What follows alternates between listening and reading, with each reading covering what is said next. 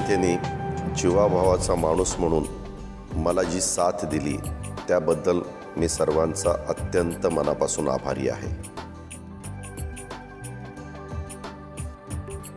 आपण emergency medical service ज्यावेळेस सुरू केली, साधारण आमच्या लक्षात आलं की महाराष्ट्रामध्ये आता रस्ते रुंद होत आहेत, त्या ठिकाणी 4 पदरी होत आहेत, 3 पदरी होत आहेत, 2 पदरी होत आहेत, 6 पदरी होत आहेत। त्यावेळेस वाहनांचा स्पीड पण वाढला, ॲक्सिडेंटचं प्रमाण पण वाढलं। बऱ्याचदा आपल्या महाराष्ट्रामध्ये दुर्गम भाग असतो, डोंगर दऱ्याखोऱ्याचा भाग असतो, आदिवासी भाग असतो, जिरायत भाग असतो आणि तिथं जर एखाद्याला उपचाराच्या करता दवाखान्यात न्यायचं म्हटलं तर बऱ्याचदा अडचणींना सामोरं जावं लागतं, वाहनं त्या ठिकाणी मिळत नाही।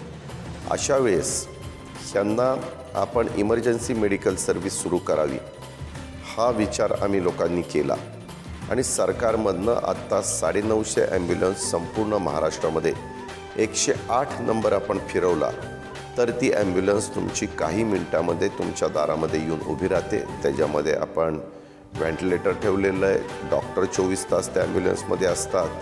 ज्या काही सुविधा तातडीनं एखादा उपचार घेण्याच्या करता एखाद्या पेशंटला देण्याची गरज आहे तशा प्रकारची सगळी व्यवस्था आपण त्या ॲम्ब्युलन्समध्ये केलेली आहे आणि त्याचा खूप चांगला फायदा हा लोकांना व्हायला लागलेला आहे।